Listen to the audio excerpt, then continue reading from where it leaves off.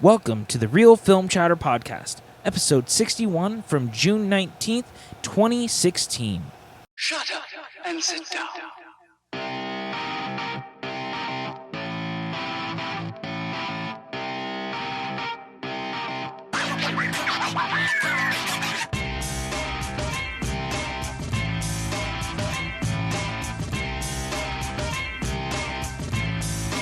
Hey everyone, welcome to the Real Film Chatter Podcast. In the new episode, we're going to be talking about Indiana Jones 5, the resurrection of the Shrek franchise, Steven Spielberg possibly directing the West Side Story remake, Beverly Hills Cop 4, and more. So sit back, relax, and enjoy a brand new episode of Real Film Chatter.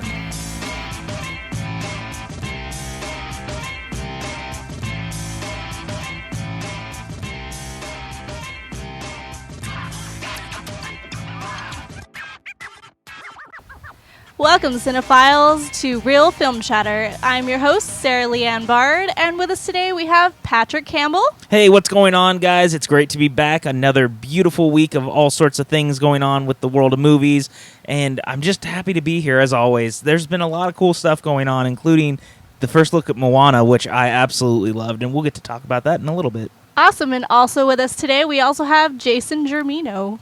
Hey everyone, what's up? I am super stoked for this summer season of movies. Let's kick this off. Man, I am so happy Jason is back, by the way. It's been a little while since you've actually gotten to be here. So this is really exciting. Sam is off being Sam somewhere. We're not quite sure, but we're hoping he's well. And, you know, I'm just glad that I've got two people here to talk about movies with, and it's going to be a good day. You guys excited? Yeah, I'm excited. Definitely. Fantastic day. It is always. And of course, as we like to do, we want to talk about the box office. Looking back at last weekend, it was actually a really interesting weekend for the box office itself because for the first time this summer, an R-rated film was number one at the box office, with The Conjuring 2 taking in an estimated $40 million, opening just a little bit under what the first movie actually performed at, making this one of the biggest sequels of the year. That's awesome. Which is amazing, especially considering all the think pieces about sequels being problematic earlier this year. Yeah. In the second place spot was Warcraft. It opened at $24 million, probably a lot less than Universal was hoping, but I think they also counted out that at this point the American audience really wasn't into Warcraft, and they're really just banking on the Chinese audience, which is turning out time and again for and the film. Fans. Yeah, and most of them are in China, apparently, because 24 million isn't exactly what I think they were expecting for, but that's okay. In number 3 place was Now You See Me 2, which opened to $22 million, just a little bit under what the first film did, making this another one of those sequels that'll probably do very well for itself as it continues with the legs. People seem to be enjoying the film. It got an A- cinema score, so Now You See Me 2 will lead to the third film that I know that they already have greenlit, so they're probably happy at least that it's doing this. What? Yeah, I know. In the fourth spot was Teenage Mutant Ninja Turtles Out of the Shadows with $14 million in its second week. This was a pretty not great drop for them, 59%. I know that Paramount was really hoping that this one would have better legs. I think they should have left it in August where the first film opened. I think it would have done much better, maybe even though Suicide Squad was coming out around the same time, but it should have been fine. In the fifth spot was X-Men Apocalypse, which had $9 million, dropping 56%. Now in its third week, it has made an estimated total of $136 million here in the States. Yeah. In 6 was Me Before You, that very interesting looking chick flick that apparently people are really into. Made another $9 million. Dang, it's still going strong. Still going strong. It only dropped 51% in its second week, bringing its total to $36 million. In 7th place was the Angry Birds movie, bringing another $6 million for itself, bringing its subtotal to $98 million. It is now the second highest grossing video game adaptation of all time. In the 8th spot was Alice Through the Looking Glass with another spectacular drop of 50%, bringing its total to, $62 million. Mad shade. Yeah, this is Alice Through the Looking Flop to me, okay? You know how I feel about this. I mean, you can probably go back to some of these podcasts about some of our rants about this movie before it even came out. Yeah, we're going all the way back to D23. It's almost just, it's a backhand to time travel movies. It's a backhand to people who like good movies. That's exactly what it It's is. a backhand to Tron 3. Yeah, It'll never be made. and John Carter too. Oh my gosh. Yeah, But the fact, oh my gosh, what was after it? yeah. Of course, in the 9th spot, Disney's sitting pretty because Captain America: Civil War in its 6th week brought in another $4 million, bringing its subtotal to $396 million. And actually, earlier this week, it finally passed $400 million at the box office in America. The first film of the year to do that. Probably the last, actually. I'm not, other than maybe Star Wars, I'm not seeing any movies that are probably going to pass that. But that's a whole nother story. And of course, in the 10th spot was The Jungle Book, also another Disney property, brought in another $2 million, bringing its total to $352 million in its 9th week. The only film that opened in April that is still in the top 10 and hanging on. Wow. Pretty good. amazing, actually, when all things are considered. So, what stands out to you guys with this weekend's box office? I'm just really, really shocked that I don't know. I'm really shocked with the Now You See Me Too. Just because I don't know why, but it just kind of it surprises me because of the fact with bringing back Rocksteady and Bebop in TMNT 2, and Now You See Me 2 still did better than it. Yeah. I thought was really interesting. And so, I mean, it also makes me really excited the fact that people are still picking magic movies over, like, nostalgia movies. So I thought that was really interesting. And then the Warcraft thing, I wasn't really surprised about, but the fact that you and I, Patrick, got to see it early. I guess we can say now because it's already open at this we point. could say we saw it. We saw it back in December. I mean, it test screened down in Orange County while we were still living there. I mean, and I was still pretty excited about it, considering I'm a League of Legends person, like, go Riot. But, I mean, it's still, I mean, to me, it was just a like, Lord of the Rings on crack. But, yeah. Yeah, what about you, Jason? I will have to admit that I have not seen any of those movies on the list except for Civil War and X-Men. Not even Angry Birds? No, I actually have passed on Angry Birds multiple times. Or Civil War? He said Civil War. Oh, I'm not listening. I've seen Civil War and I've seen X-Men Apocalypse. But I still want to see Warcraft. I really, really want to see it. I'm a huge fan of the lore and everything about the whole... I already said lore. Everything about the whole universe about it. And I really want to see it, but I'm kind of sad it's not like really super taken off. But I think it's earning enough probably to continue, hopefully. Especially overseas. I mean, in China right now, its foreign gross right now is $280 million already. So its worldwide altogether is at like $313 million. And China's box office is ridiculous for this. They're turning out time and again. And with Legendary recently, getting bought by that company over in China, it's a Chinese company. That that they see these numbers and they're going to want a sequel. And they're going to want it aimed. They know where the audience is. So I have a feeling that it doesn't really matter what happens at this point stateside with Warcraft. Yeah. This is going to continue. That just makes me wonder. That's where all the gold farmers are in World of Warcraft anyway. They're all a bunch of Chinese people. Well, exactly. Farm gold and sell them for cash. That's where it's at. I think the most interesting for me, though, is The Conjuring 2. Out of everything on this list right now, to me, the thing The Conjuring 2 proves and disproves is all these friggin' articles from the last 2 weeks where everyone was saying that sequels were bad. No one wants to see sequels. That's not true. Exactly like I said last week, we turn out for sequels that are good. Movies that we think earn our money and we, tell a story that embraces that we can embrace, that we buy into. And you don't leave with something. Yeah, and you don't just put out something really hollow. And that's what TMNT fell into. This is what a lot of the sequels this year have fallen into versus the ones that have done really well. The fact that Civil War is still, up in the top 10, whereas Alice continues to fall and is probably going to pass it in the top 10 before Civil War is done. I mean, easily. So you see something like The Conjuring where it opens almost directly where the first film opened. In the middle of the summer, it's an R-rated horror film, and it took the audience by storm. Then you see this weekend, Finding Dory is about to clean the box office. So I think that people are really underestimating sequels, and it's not that we don't want sequels, it's that we want sequels that make sense.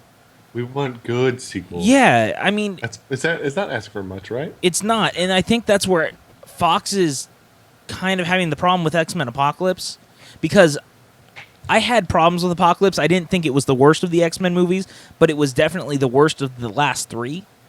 And I think that that really hurt it, because especially coming off of Days of Future Past, which was so, as an X-Men fan of the series up until this point, was such a big film to bring all the cast back, and, you know, it felt like a celebration of the series.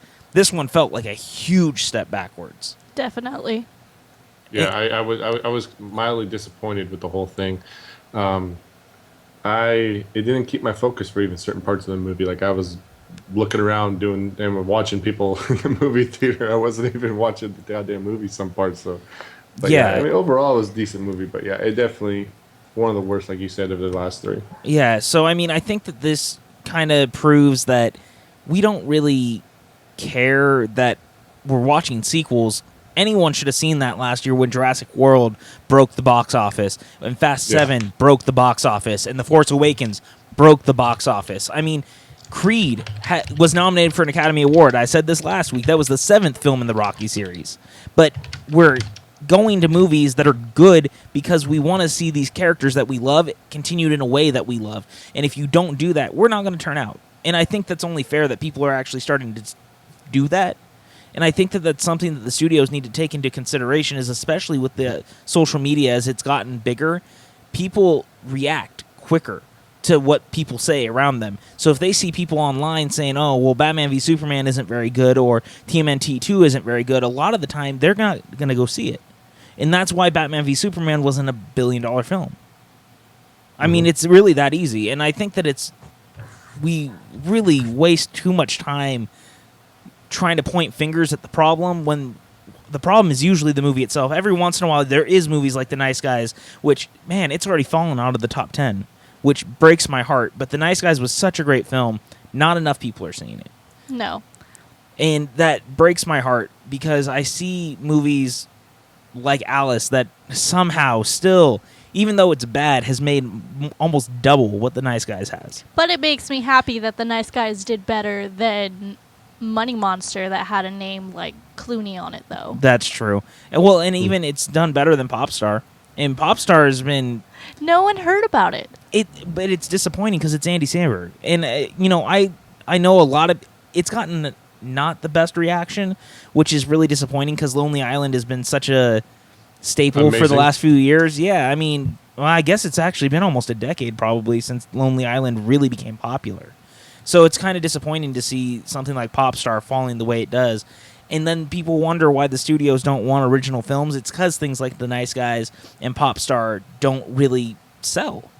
But Neighbors 2 will do better overall, like the original stuff. Well, I mean, and that is what it is. I think some people, I mean, maybe not us, but I know a lot of I'm gonna say average moviegoer, they don't want to take a risk on original movies anymore. I mean, I'm gonna be honest. Like, I know I've talked to a lot of my family about just similar to this. I mean, this didn't come up in conversation, but it's something I recognized. Where all they talked about was going to see these sequels because they liked the first one so much. And I asked, like, what about The Nice Guys? Have you guys heard of that? Oh, I think I saw the preview about it. It looked kind of cool. So why don't you go see that? Oh, no. Like, I kind of like, the first movie of this one. I'm like, well, they've been kind of saying it sucks, but they're like, oh no, I'll still go watch it. I'm like, okay, well, to a lot of people, it's a big investment now that you have, especially if you have a family. You're dropping $40 a night to watch a movie. They want to get something that they're used to. I don't think they want to go out and take a risk on a movie that really isn't that popular, not getting that much buzz on it. That's why the nostalgia kick is so big right now. They're like, oh, I read that book when I was younger. Like, oh, there's a book. I can go read that book first before I go see the movie. Or, hey, man, I totally grew up with those movies. I love those characters. I want to revisit them, or I want to revisit that world. And that's exactly why I think it's safe. It's safe, and that's why I think that, people are kind of panicking because Independence Day 2 doesn't have any reviews out yet, and they're kind of saying that it may be embargoed until release. But I really don't think it's going to matter. I think Independence Day is going to prove this whole thing where has nothing to do with whether a sequel is good or not. Or it has everything to do with a sequel is good or not, but the nostalgia thing pushes it too. Mm-hmm. And I think people are going to turn out. I think that we may be looking at another Jurassic World situation where they aren't ready for how much money the movie could end up making. I really hope it does. I really hope it's a great, great, great movie. I really do too, because I really love the original. I know that you and I used to watch the original a lot together. I know Sarah doesn't really. You've seen it, but you don't remember it the same way that we do when it comes to Independence Day. But I mean, I love the original, and I think this 20 years later storyline could actually be kind of fun. I'm really, really looking forward to it, I've gotten to a point where I kind of stopped reading reviews. Besides you guys, kind of word of mouth, and I'll talk word of mouth about people, but I feel like so much stuff is ruined with the internet today that you lose your own expectation when you go in there. You're already set with something. So I'm going to try to ignore as much as I can before I go check this movie out, because I'm probably not going to be able to watch it first day. That's for damn sure. But yeah, I really want to check it out. Yeah, I feel you, man. I'm hoping we're going to be going first day, but who knows? We'll see what happens. Yeah. But Who knows what happens? Moving on from the box office, we're going to go into our new segment, the Real Film Clips. Real Film Clips. Yeah, Sarah's going to run down a few stories of important-ish information when it comes to the world of movies that we were just not going to have time to cover in any sort of huge way. So, Sarah, go ahead and take it off. Well, everything is unfortunately not awesome at the Warner Brothers studio right now. The studio has pushed back the Lego Movie 2, the highly anticipated sequel to the 2014's Brickbuster film, almost a full year. Got pushed back almost a full year. From I think it was May 2018 to February 2019. Exactly. This places the film just about 5 years exactly from the date of the first film's release. No reason was given for the delay at the time, but here's hoping they're building a great film that will be tons of fun. Did they say a reason behind it? Nope. No reason. No reason. So I'm just going to put on a limb here because I just want to be super positive about this movie because I loved the first Lego movie. It was amazing. More than I think most of the kids watch that movie. I think I watched it more times. I want to shoot this out there and say that maybe they have to delay to get maybe a few IPs that weren't around in the Lego movie, and I think that'd be super sweet. See different characters in different universes in this movie that weren't in the first one. Let's just say Ghostbusters shows up, or something to that effect. That's what I'm hoping for. I'm hoping for licenses. With Lego Dimensions, that's a very good point, actually. Exactly. Especially with the new Lego Dimensions trailer they released for the expansion, where they're adding Mission Impossible and Scooby-Doo and all sorts of stuff. So, I mean, there's definitely that. My only worry is that they're having a problem finding a story that's worthy of the first one. You know? A year delay is pretty severe. A couple months is different than a full year. So they maybe they're rewriting it. Maybe they lost a star that we haven't heard about yet. I mean, who knows? And just to put it in perspective, this will now be opening 5 years after the first one opened. Dang. Which is... I'll probably watch the first one about 17 more times by the end of this year. So yeah. I mean, it just, a lot of the times, you got to be careful when you delay a sequel like that. So I'm very curious. I'm hoping that with like Lego Batman, we have that movie coming out next year. And I think Ninjago is also the year after. So I'm hoping that with those Lego movies still playing, that they'll bridge the gap and make it seem like it's not such a long wait. Right. But we'll have to wait and see. Definitely. Yeah. Lego Movie 2, super excited. If we're waiting a year, better be good.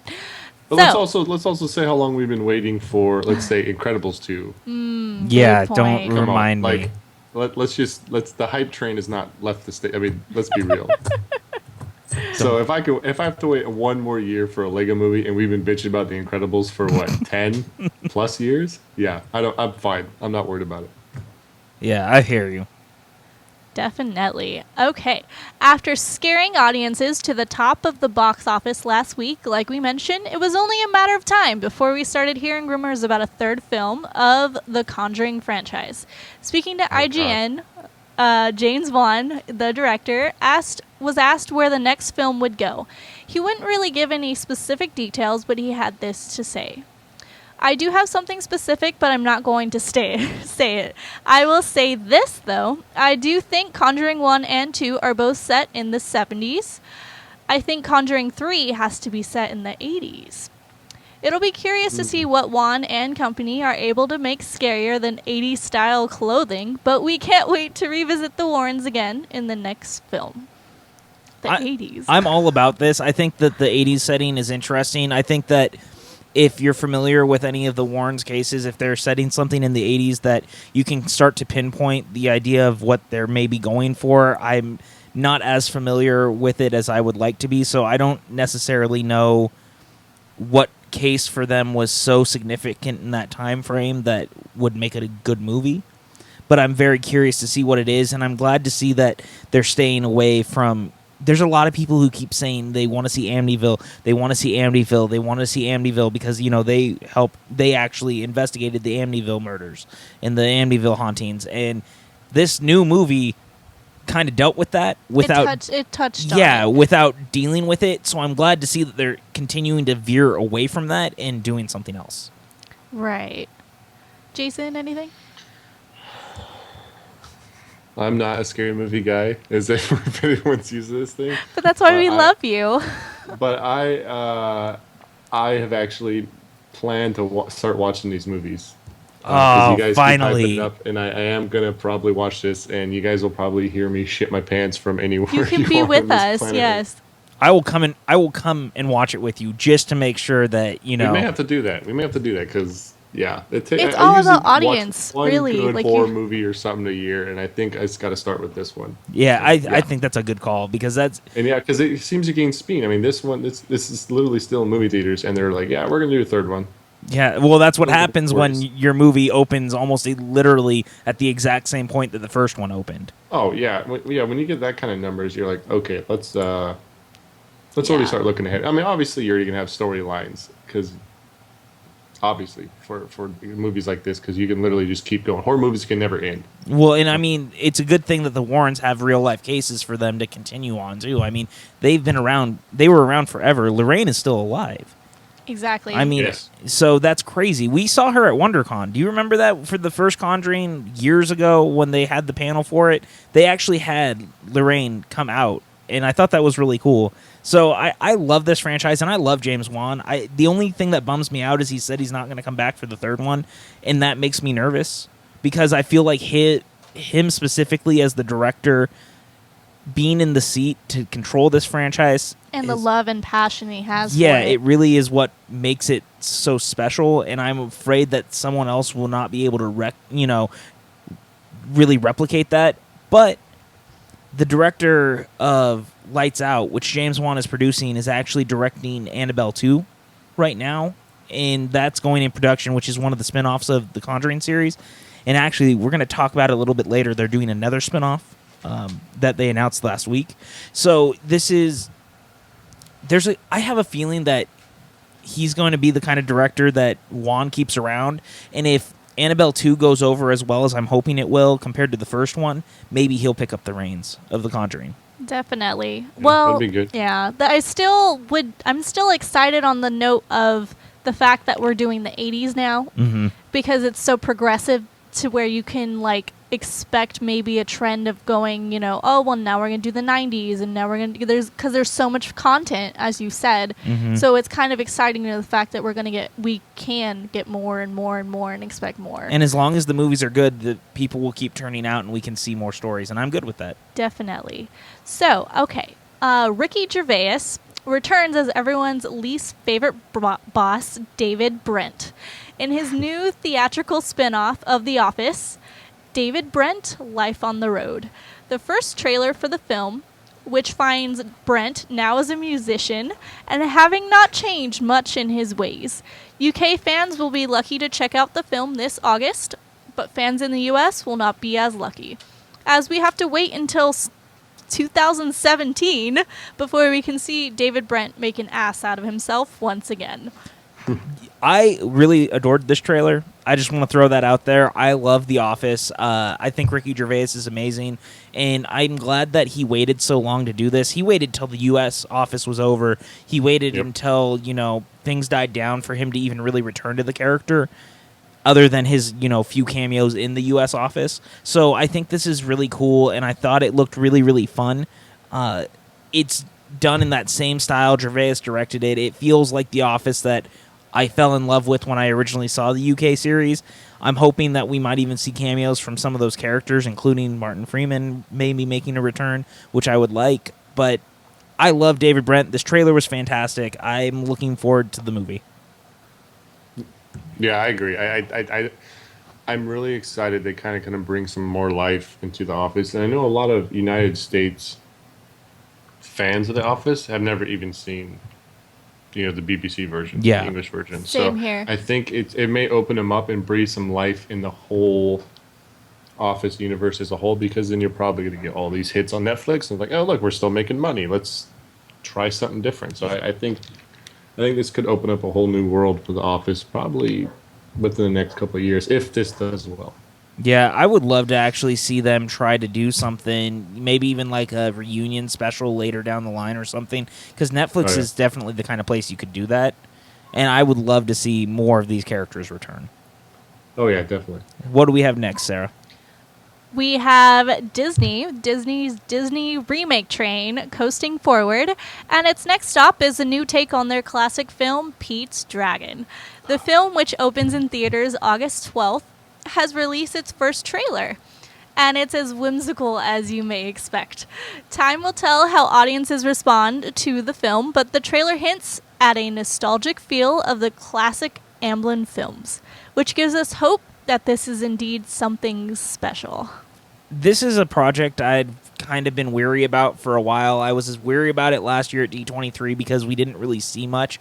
Bryce Dallas Howard came out and talked about the movie a little bit, but they didn't really have any footage. They had a little bit, but it didn't give me an idea of what the movie was going to be, and I liked this trailer a lot because it reminded me of those old Amblin films that we grew up on. It had a very interesting feel of something like E.T. and Close Encounters, and it really felt like something that felt familiar to me, and in a good way.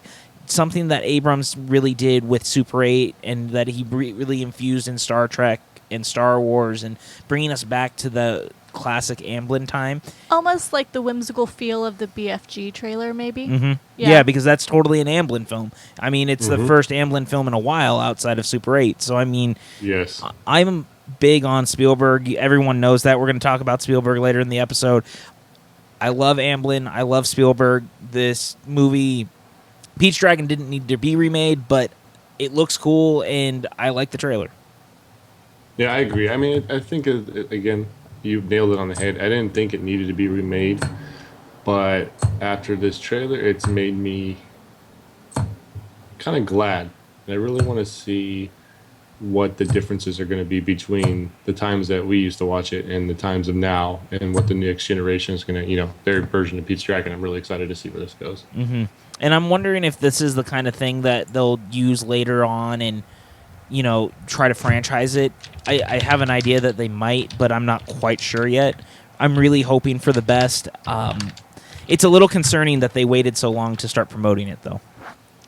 For Pete's Dragon, for me, I'm kind of hoping this will be the opportunity it was for me for Ant-Man. Like, I didn't know anything about Ant-Man, and I just want this to be my opportunity to be excited. Mm-hmm. I know it's different because everyone's like, Pete's Dragon, what? You don't know what that is? And I'm like, no, I grew up weird. But I'm very excited to learn about what Pete's Dragon is about. The only thing is, this is not a musical like the original. So that's its kind of defining difference right now, is it's not a musical. It's its own thing. Oh. Yeah, so, I mean, and it shows in that trailer, it's clearly not doing anything really similar other than maybe some characters. So I'm still excited, and that's not a bad thing. I'm looking forward to it. What do we have next? Awesome. So last year, acclaimed actress Helen Mirren began publicly campaigning for a role in the Fast and Furious series. And it looks like her wishes to join the ever-growing franchise has finally paid off. In a new interview, she confirmed that she is in fact signed on to be in the 8th film in the incredibly popular action franchise, which is currently shooting with Straight Outta Compton director F. Gary Gray. She told the magazine, Elle, I'm about to do Fast and Furious 8. I've always rather loved driving. I said I'll be in it, but only if I'm allowed to drive, if I do drive in it. But we'll see. We'll see how it transpires, end quote. Who could Mirren be playing in the film? We're betting a vengeance-seeking mother of the Shaw brothers who wants Toretto and his family taken out? We'll know for sure on April 14th, 2017, when Fast and Furious 8 races into theaters. I'm actually really excited about this. I think that this shows good sense on Diesel and the team behind the Fast and the Furious movies, because they've been really big into listening to the fans, and I think that's why this franchise works so well, is that since the 4th movie, they've been really involved in getting the fans talking about it. What do they want to see? What do they want? Where do they want the series to go? When they killed Letty off, the fans were very insistent that they needed Letty to come back. They found a way to work it in. It was very soap opera-ish, but it worked for the series because the series is already very ridiculous. And yes. I think that that's why this series works so well, is it embraces that ridiculousness. And the fact that Helen Mirren wanted so badly to be in this clearly fell into Vin Diesel's ear, and he and the producers made it happen. I think that's really cool. And man, I really think that there's the thought of her being the mother of Jason Statham and Luke Evans, Shaw brothers, from the last 2 films would be so much fun. And I think that her as like the head patriarch of their family going after Toretto, who's the head patriarch of his little family, could be a lot of fun. And it's a role that could expand. I think you nailed it. I think it would be a perfect fit.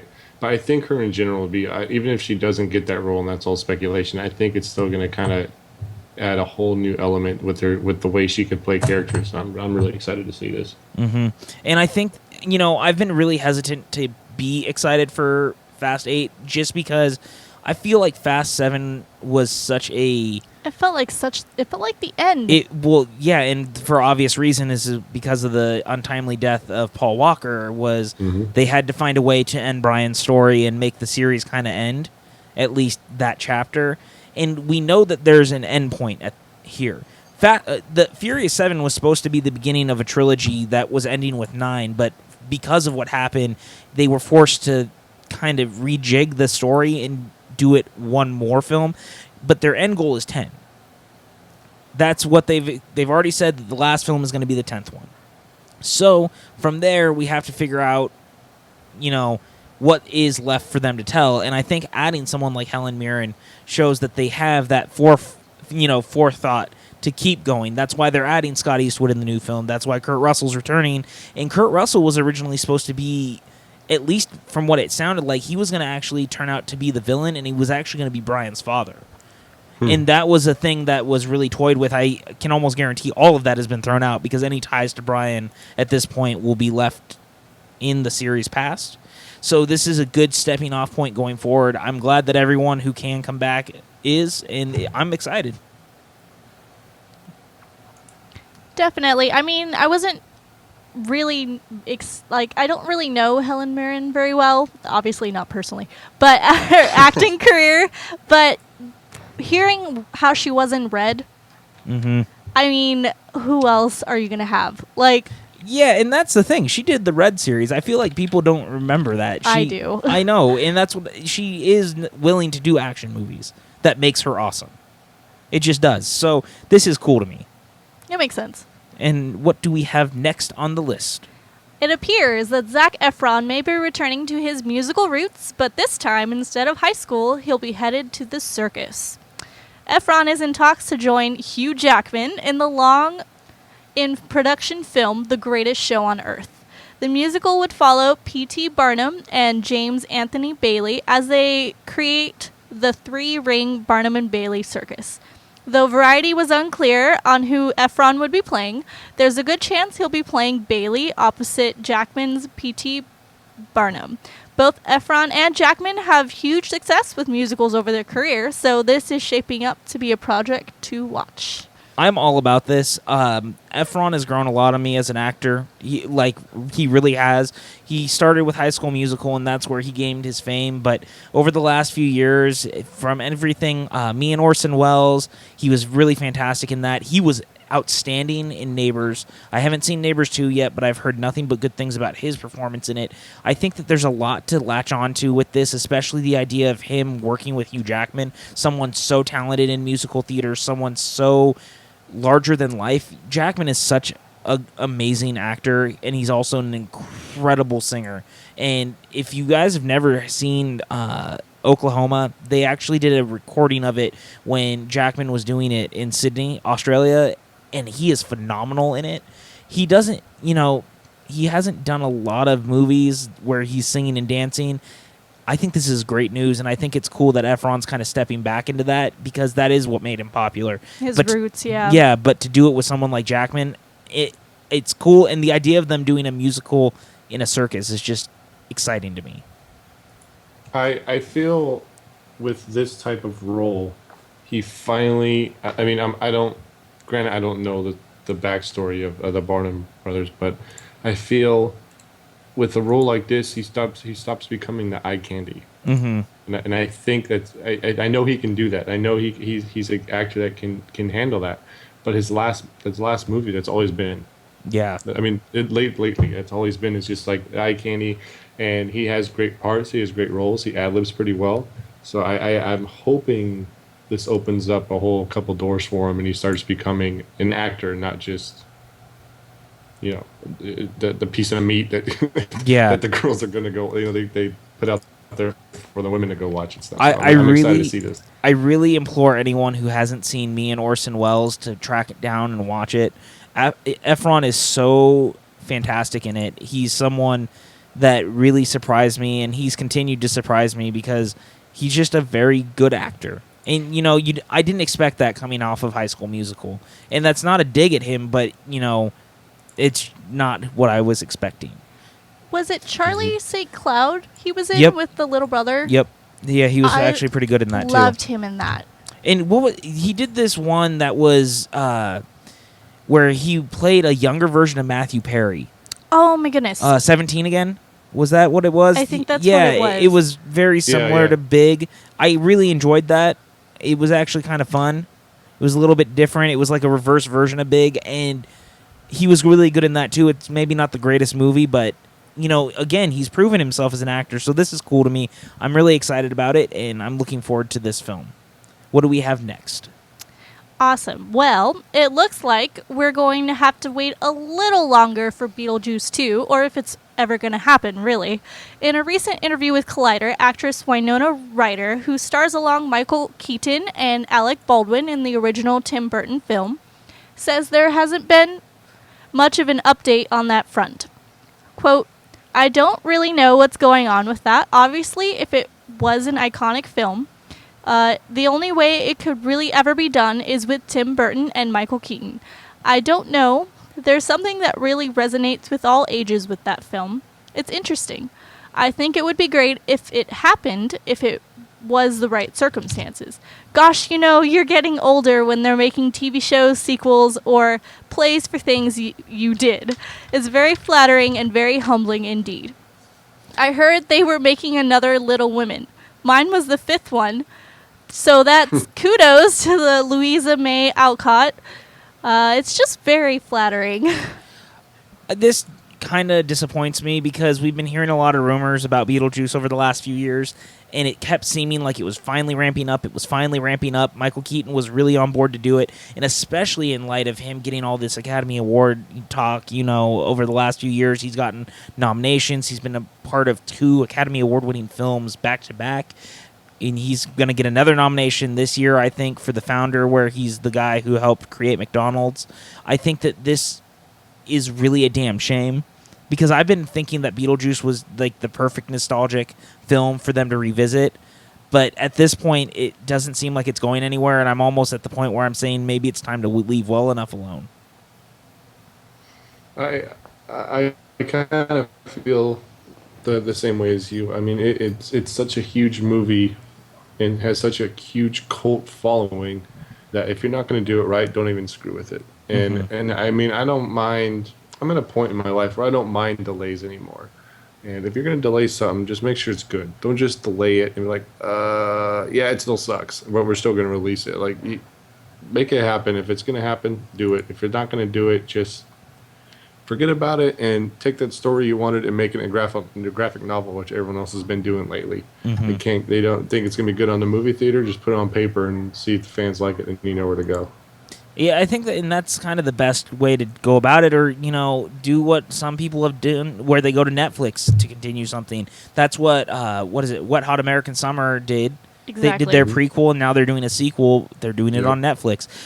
There's all sorts of ways to do it. And actually, if you could lock Michael Keaton down to do like a Beetlejuice miniseries on Netflix, I would be all about that. But I just don't know if it's something that's possible. And it's just a bummer that it seems like this film that at one point was very much alive is kind of disappearing. And this is a movie that Warner Brothers has wanted since like the 90s. Because remember, at one point they did offer Kevin Smith Beetlejuice Goes Hawaiian. And that was in like 96, 97, around the same time that he ended up writing the Superman Lives. So, I mean, this is a project that's been around forever. But the fact that Burton and everyone came back around to it and now it's just kind of faltered out is just frustrating. At least to me. Well, No, yeah, it is frustrating, but like again, you don't want it to come out and just suck. Oh, I know, I agree. yeah. I mean, I recently actually watched Beetlejuice probably like a week ago, and I love that movie. And I agree with you, Jason. Like, if you're not going to do it right, then don't do it at all. That's kind of what I wish some of these studios would actually do a lot of the time. Because when you see sequels, done not correctly, it becomes problematic. Yep. But what do we have next? Awesome. So, Entertainment Tonight has unveiled the first footage of the new Tom Cruise film, Jack Reacher, Never Go Back, in the form of a half-trailer, half-featurette that is both tantalizing and incredibly frustrating.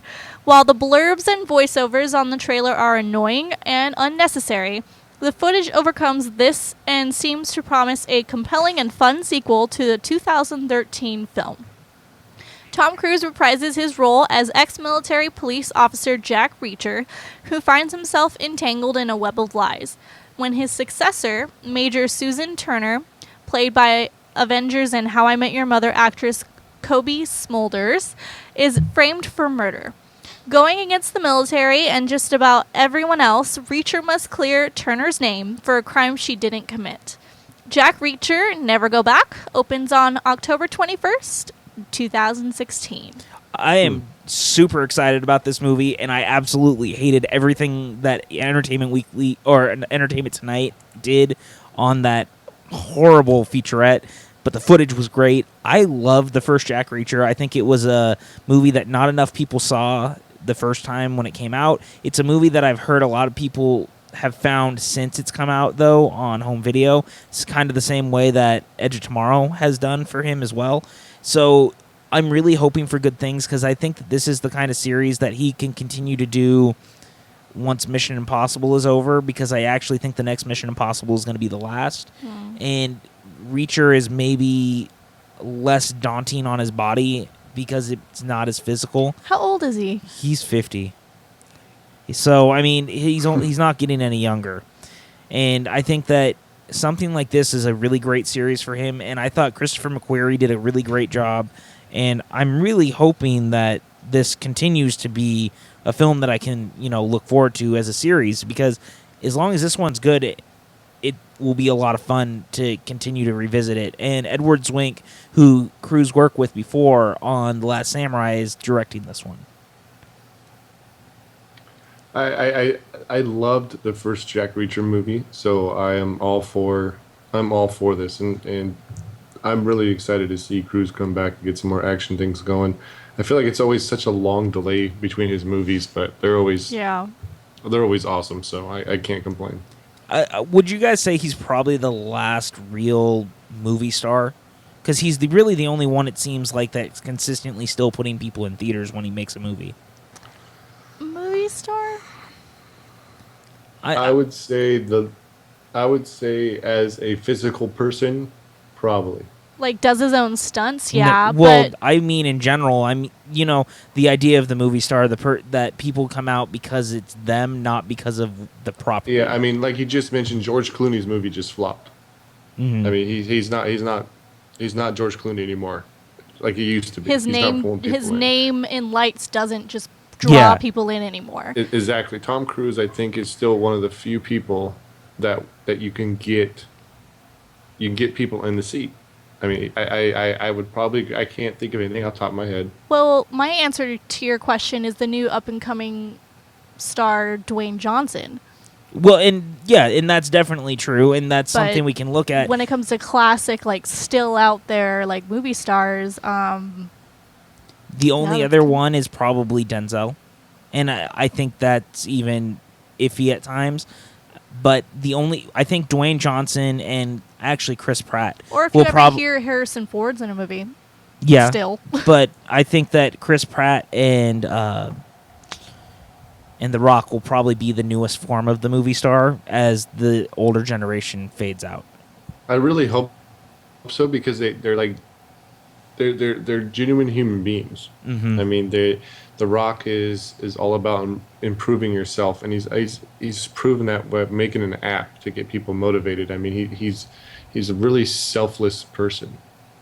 He's always helping people, and I feel Chris Pratt is the same way because you always see him at hospitals and stuff, dressed up and as his characters and helping people out, and they just seem like good people, and I really hope that they do get to that stardom where like, hey, cool, Chris Pratt movie, I don't even know what the hell it's about. Let's go watch it. Yeah, and Johnson's having a nice weekend. Central Intelligence is opening this weekend. It's on its second day as we're recording this right now. And it's been doing very well for itself, especially the fact that it's, going against Finding Dory, because it's actually looking like it's going to probably make close to $35 million. It's got an A- cinema score, and that's going against Finding Dory, which is going to bring in $140 million by the weekend's end, probably. Yeah, So, probably. I mean, that's great, and I'm with you. I like the genuine human being aspect of those guys, and I think that's why we like them so much and we find them so relatable. Exactly. All right, Totally and agree. what do we have next? Fans have been hooked on a feeling since James Gunn's Guardians of the Galaxy exploded in 2014. Now we're just over a year out from Guardians of the Galaxy Volume 2, and it looks Gunn and company have officially wrapped production on the sequel. Yay! Gunn tweeted out, and that's a wrap on hashtag GOTG Volume 2. Woo! So much gratitude to my wonderful cast and crew. Thank you all. End tweet. Plot details are still being kept under lock and key by the collector, but we may start learning a little more in July. As Gunn also confirmed, the Guardians will be returning to Hall H at this year's San Diego Comic-Con. Yes, I am obviously thrilled by all of this news. Guardians was and is one of my favorite Marvel Studios films. Still probably my favorite film of 2014. I love Guardians of the Galaxy. I don't know if you guys remember back when the marketing campaign was going on. In one of the trailers, of the TV spots, I think it was TV spot number 9, the Star Wars for a New Generation quote. That was actually my quote from one of my reviews of the film. It was your quote. It was my quote. So that was a really big thing for me when that happened, and I don't mean that as a bragging thing. I just mean in general. Like, that was a really amazing I'm kind feeling. of a big deal. I have a quote on Guardians of the Galaxy. Well, and my apartment smells of rich mahogany, so, But on all my Leather-bound leather-bound books, books. yeah. But Yeah. I love Guardians, and the fact that they've kept this sequel so under wraps is incredible to me. The fact that Kurt Russell's in the movie, we don't know who he's playing. Sylvester Okay. Stallone's in the movie, we don't know who he's playing. We don't really know who anyone is playing of any of the newcomers. We have really no idea of what's going on with the movie, and yet I can't help but just be excited and want the movie this badly. I am thrilled that this is happening. I'm glad Gunn is coming back. He's already said that he's probably going to come back for the third one. I'm happy. This is amazing. Yeah, I think I'm super stoked. Not only was it it's got to be probably my favorite Marvel movie. I think out of all of them, I think is the cast casts like just bonded together so well to make this movie. Had the best soundtrack that's been on a movie probably Yes. in years. God, I'm still listening to that stupid soundtrack. So I'm super. That's one thing I'm excited about. I want to see the goddamn soundtrack list. I want to know what's coming out because it's going to be awesome. Because I don't think they've released that yet. No, the one thing I do know about the soundtrack was that Gunn talked about that he had originally had an idea. David Bowie was going to be in the movie. They had a role for him. When he passed away, they had to scrap that. So the one thing he has said is that Bowie is now going to have a song in the movie. Originally, there was going to be no artist that had multiple songs over the 2 mixtapes, but because it was David Bowie, it's going to kind of be their tribute to him. That's what I'm talking. That makes me. I'm going to buy the damn soundtrack as soon as that thing comes out. Oh yeah. Oh, yeah, no, I'm super excited.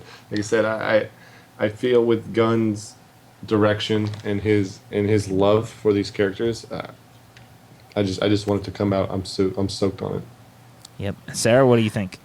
I literally have the soundtrack in my car right now, and I listen to it all the time. I'm a Lyft driver, and so it's kind of like perfect because it's like, who doesn't love music from that soundtrack? So it's like it's so amazing, and I'm so excited for Volume 2 and just have that soundtrack in my car as well. And I'm so excited because I love the music, and just the fact that the movie and the music just work so well together. And just in my head, I'm just basically watching the movie in my head while I'm driving. Like, it's perfect, and I can't wait to do that with the second one. It really is a perfect soundtrack because when I hear the songs, I immediately think of where it was in the movie. Exactly. And that's rare. I don't think of very many movies that actually have that. So that is really cool, and it's something I really appreciate, and it's something that's made me really love that movie even more because it is really a fantastic soundtrack. I love it. And I really do hope that Kurt Russell is playing Peter Quill's father because I can't think of a better actor to play Chris Pratt's father because in a lot of ways, Star-Lord is basically the Jack Burton of space. And if you guys don't know who Jack Burton is, what the hell are you doing listening to this podcast? You need to stop it immediately. Go watch Press Big pause, go to Google, and look up Jack Burton. Yeah, and then you need to watch Big Trouble in Little China, which is one of the greatest Kurt Russell movies ever. It's one of John Carpenter's very best films, and that's basically what Chris Pratt was. It was the Jack Burton of space. So I think you guys need to check it out if you haven't. I can't recommend it enough. Moving on from our real film bits, we're going to jump into some news. There's a lot going on in the world of movies. Of course, we kind of were talking about The Rock just a few minutes ago, and we did touch on the fact that they released a trailer for Moana, the brand new animated Disney film set in the South Pacific. It's a nice little teaser trailer. It doesn't give us much other than the fact that God, the Dwayne The Rock Johnson is, in fact, as awesome as he ever could be as the demigod Maui. This movie opens November 23rd. What a fantastic teaser. What did you guys think of it? I want a pig Zoom Stoom now. Oh, yeah, the little pig. He's freaking adorable already, man. I can't believe it. Oh, man. Yeah, he's going to steal the show, I feel. He's going to be the Olaf. He is. Well, and it's funny because the teaser that they actually showed, or that they released, is very similar to the one they showed at D23 a year ago. They really didn't change much, and I love that they left the thing about where Maui's explaining who he is, and it's on his body because it's his tattoos that are moving around, and he goes, "Hey, I'm talking here. Could you stop?" And the tattoo kind of just looks at him and stops. It's perfect. I love that they even have Maui doing The Rock's eyebrow. Like, it's clear that they did a lot what they did with Robin Williams when he was the genie in Aladdin. Yes. That they really infused Robin Williams into the character. They're really infusing The Rock into Maui, and I think that's really, really important, and I really love that. Yeah, I was very excited to see this trailer because last time we talked about it, we just had like a little teaser and it was just talking. There really wasn't much else involved with it. But when you actually got to see the characters react and the animation and the direction of the animation and the fluidness of the animation, it was amazing. And again, Rock obviously stole the show. But when they zoomed out and you saw them sitting there with that little pig, oh yeah. I'm like, oh, that little son bitch is getting some airtime. He's gonna get his own little animated short before this goddamn movie comes out. Yeah, he is probably, man. But yeah, yeah, I'm super excited for this one. This is like another true story with some of the with truth behind it. I mean, it's got the legend that Hawaii follows, and it's one of those movies where you're gonna learn something at the same time. So I'm really excited. It should be great. And I'm really also excited that Lin-Manuel Miranda is doing some of the music for the film. If we talked about this a little bit last week. He just joined Mary Poppins as well. He's becoming very, very popular right now with the success of Hamilton. Which, God, you guys, if you haven't, I know that most of us can't even afford to see Hamilton, but if you can at least get the soundtrack and listen to it, it's incredible. It's just amazing music. And so the fact that they have someone so talented throwing themselves into this movie to bring music, to it, it makes me that much more excited, because Disney's best animated movies are only as good as their music. And so with someone like Lin-Manuel Miranda writing the music for it, it makes me even that much more excited. With this movie, starting off like when the lava short dropped. I know that's Pixar, but with that dropping, I was just like, this is amazing. Just the music and just how they respectively like captured Hawaii and just everything. And I was just like, oh my goodness! Like in my head, I was like, I kind of wish we had a Hawaiian princess. And what do you know? Like I kind of got my dream come true, because not growing up, but I did hula for like 2 years, and growing up, these little girls in my school were like, well, we wanted a princess to relate to, and they didn't have something like that. And so this now is so amazing, and also listening to the music, it just makes me feel like I'm there at my hula class, and it's authentic, and I'm there. You know how catchy this music already is, too? I find myself actually singing the little last parts of the music, like the oh way, like I get in and I'm like, oh my God, it's already sticking with me. It's that good. And it's barely a 1.5-minute long trailer. I mean, that's when you know that they did something right. Oh yeah, didn't they collaborate with, like, they didn't want to step on any toes. They got consultants and everything to make sure, yeah. Well, and this is kind of a big deal for you, because, you were talking a little bit about this, but your mom is from the Philippines, and, the South Pacific type of area. There's a lot of these legends and things. Filipinos are Pacific Islanders. No, I know. It matters what day of the week it is. But, I mean, my point is that it's finally time that you guys got, a story like this, because I feel like, Brave was in Scotland, they done Mulan, so it's cool that they're tapping into this, and especially for someone like The Rock, who is Samoan, it's a big deal. And so for your family, it's kind of cool to see those legends brought to the screen. I just think it's awesome for little girls to have, things, people to relate to and people to look up to, like princesses, and also just they don't have to fill the stereotype of being a certain way of being a princess. And just the fact, like, and not even with Disney, just when Supergirl came out, and they had Supergirl to look up to now, and just I think it's awesome that these little girls are having these larger than life heroes to look up to, which is so awesome, because we didn't really have that back then. No, you had Halle Berry's Catwoman, and I apologize for that. But yeah, we have Wonder Woman now, and we've got we've always had them, but the fact that they're in the limelight now, it's awesome. Oh, and what was cool, real quick, to add on to all of this, because you guys remember when Guardians came out, that there was a lot of talk about the fact that Nebula and Gamora really didn't have any merchandise. They actually said, I think it was Gunn just recently came out and said they're going to be pushing them to the forefront of the of all the marketing and the toys and stuff this time with Groot. That's awesome. I think it's really cool that girls are going to be able to buy action figures of Nebula and Gamora in a way that they weren't able to before, and it's the same kind of scenario with this. I mean, girls don't always want dolls. They might want action figures, and they want a little Rey like action figure. Yeah, exactly. So I think this is really cool, and I can't wait for Moana, you guys. We could talk about this forever, so we need to move on. Jumping into the next story, I'm very curious about the fact that we have the Barnum and Bailey musical story, and then not on top of that, we've got 3 more musicals on top of animated Moana.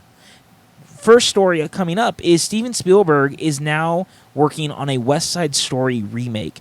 He had a big profile done on him over at THR over the last week, and one of the tidbits that has kind of slipped by some people is that in this article, it says there's a potential remake of West Side Story, which would be a Fox and MGM co-production, for which Tony Kirshner is working on a script. Spielberg has dreamt of adapting it for decades, securing the rights after trying to get it for 15 years. This is very, very cool and a very interesting because Spielberg's never done a flat-out musical. He wanted Hook to be a musical, but it didn't end up happening. There's a little bit of musical numbers, or a musical number or two in it, but it wasn't the musical he always dreamed of. For those who don't know what West Side Story is, it was a 1957 Academy Award-winning play that was turned into the 1961 film. It's basically a tale of Romeo and Juliet set in New York, and it's a love affair is fated for tragedy amidst the vicious rivalry of two street gangs, the Jets and the Sharks. When the Jets member Tony falls for Maria, the sister of the Sharks leader, it's more than these two warrior gangs can handle. As the mounting tension rises, a battle to the death ensues, and innocent blood is shed in a heartbreaking finale. This is really interesting to me. I think that, especially now, with the things going on in the world, this is actually the perfect time to revisit this story. It makes me wonder if when Spielberg does it, if he's going to update it to modernize it, or if it will be a tale set in the past. And I almost think that it would be better to make it a modern tale. What do you guys think of Spielberg doing West Side Story? Don't everybody talk at once. I'll go. I haven't seen the West Side Story in a couple of years now, but it's one of those movies where it sticks with you. You're always going to kind of remember the story and the stuff behind it, and it's always referenced. It's being referenced in a lot of movies. Like Austin Powers had the whole West Side Story, like dance against Britney Spears, Yep. and the whole thing. I think it's still around today, and people didn't catch that, but I mean it's still around. But I really hope. I mean, obviously Spielberg loves this movie. If he's been thinking about this for years, so I really hope he brings it, modernizes it, and brings it up to what today's issues. Because the issues back then don't mean shit today, to be honest. I mean, there's so much things different. There's so much different technology. There's so many different threats to the world today, and I think if we can get that on, it could be a really will-opening, like bonding movie just for mankind in general. I think I hope he pulls it off. I really hope he does, because it will be really epic if he can. Mm-hmm. Sarah? I have never seen West Side Story, but I have heard of it. But you know Romeo and Juliet, at least. But that is exactly why I'm excited, because he'll be touching on two things that haven't been really done recently, and he'll be, by doing both, I think it would be really, really awesome. And the thing I think that's interesting is that Spielberg is a guy who could do anything that he wants. So the fact that he's so wanting to do West Side Story is just very interesting to me, especially when you consider his next film is the BFG, which opens next month. Then we have him jumping into Ready Player One, which is a return to him doing kind of the action adventure type things, which leads him straight into Indy 5. So his career is so interesting right now, and here he is talking about going into Indy 5, and then West Side Story, and that's not even the tip of the stuff he has going on. We're going to talk about another project that he just announced as well. So I mean, Spielberg's keeping himself busy, and I adore that about him. And I just hope he actually has the time to do this, because he clearly has a love for West Side Story. He wouldn't have chased the rights for so long if he didn't. So this is a big deal, and I really hope it comes to fruition in a way that works for everyone, and we can be excited about it. Any final thoughts on this story before we move on? No. Awesome. I think I said what I can. Cool. So we move into another remake and another musical, and this one's very interesting to me. A Star is Born is a movie that's been done quite a few times, and it's always got, very interesting talent involved. One that everyone remembers is the version with Judy Garland. Well, now A Star is Born is returning, and it is not only going to be Bradley Cooper's directorial debut, it is also going to be Lady Gaga leading the film as he stars in it as well. So Bradley Cooper will be. I think this is really interesting that he's actually going to be behind the camera for the first time.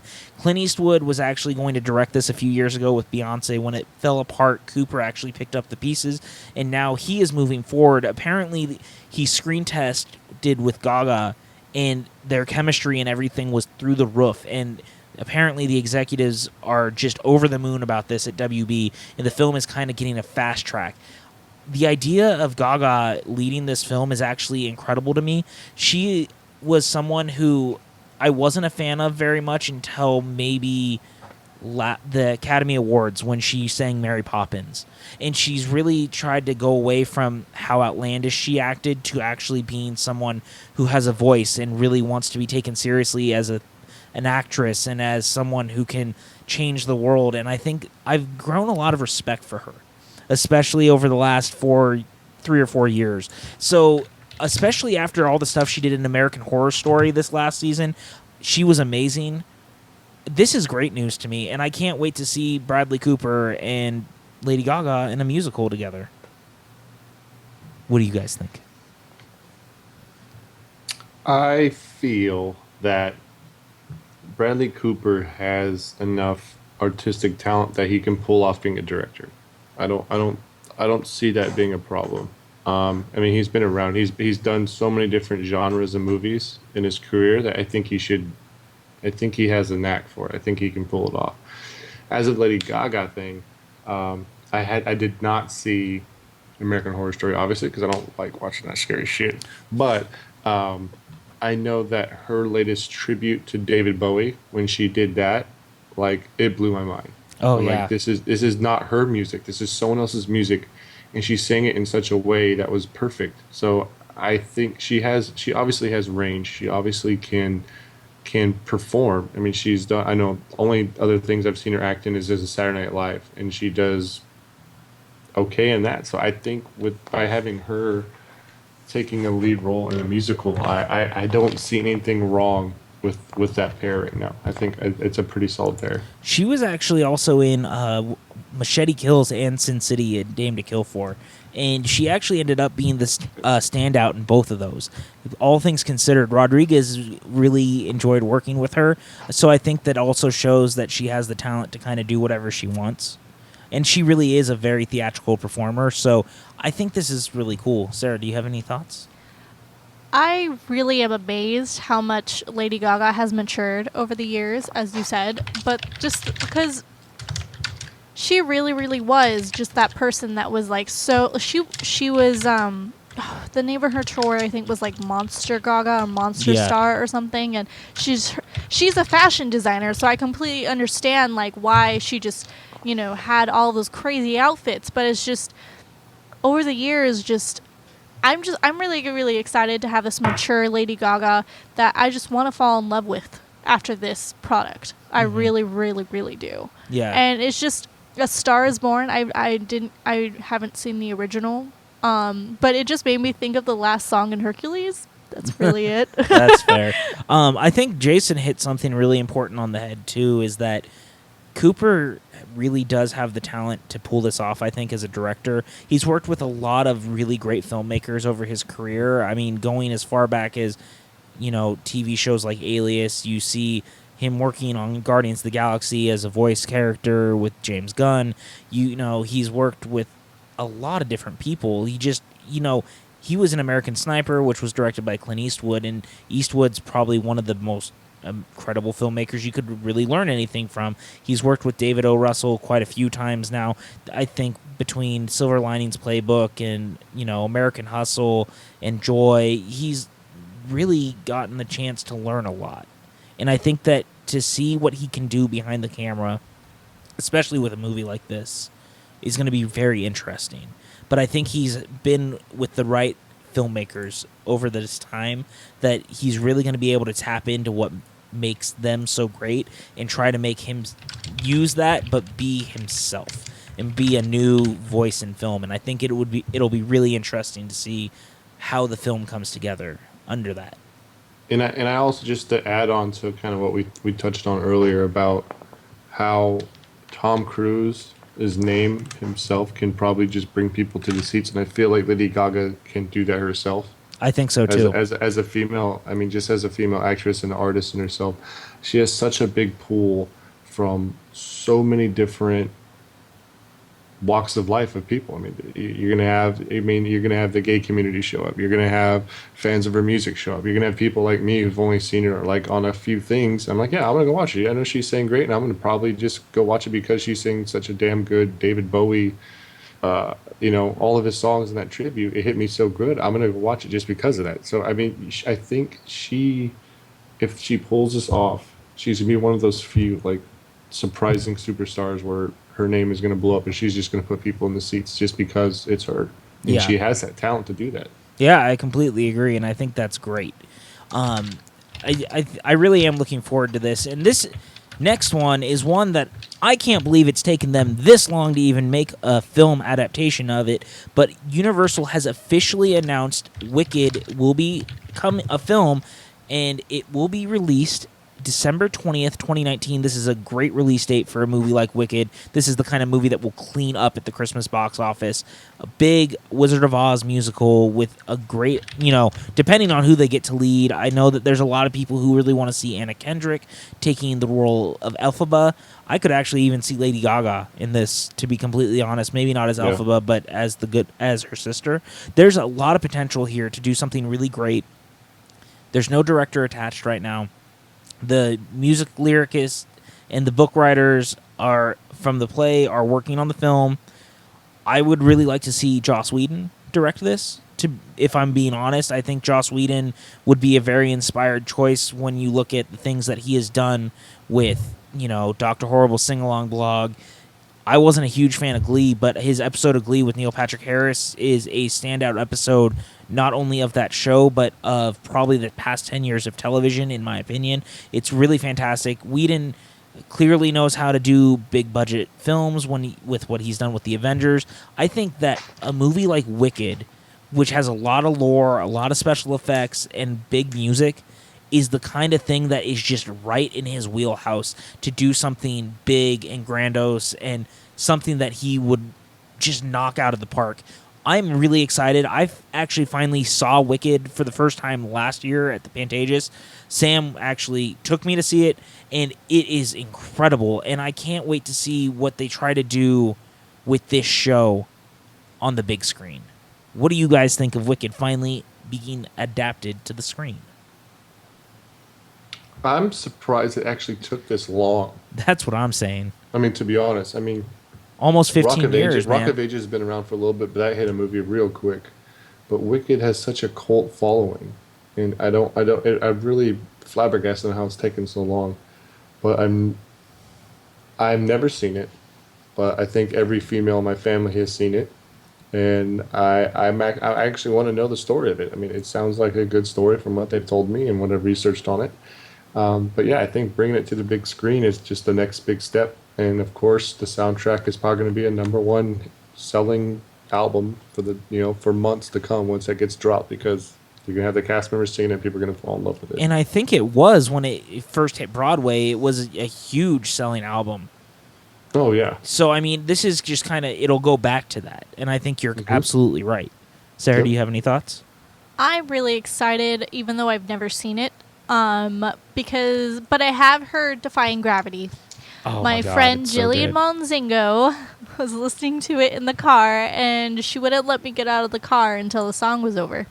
So I'm very, very excited. It kind of reminds me of the James Franco Oz the Great and Powerful. Oz the Great and Powerful. But just, yeah.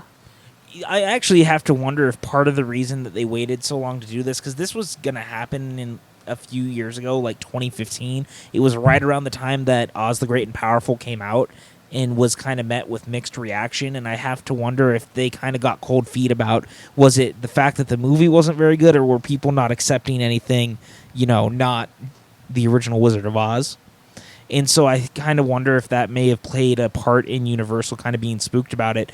But this was something that they've been wanting to do forever. I mean, if you went on the tram tour at Universal at any given time over the past 7 or 8 years, the poster for this has been hanging on the side of the sound stages forever. has. I mean, It has. they've never pulled it down because it's so big for Universal. It's a big thing for them, and they've really been wanting to do this. So I'm glad it's finally happening, and I just hope that it's done with love and care. I hope they cast the right people because I just can't see Idina Menzel playing Elphaba this time around. I think she's probably aged out of the role because, I mean, you have to remember the show opened almost, by the time this comes out, it'll have been 15 years since the show opened.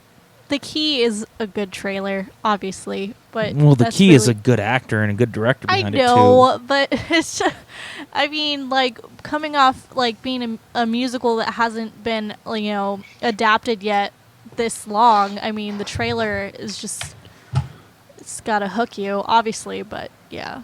Yeah. It looks like there actually is a director, Daldry.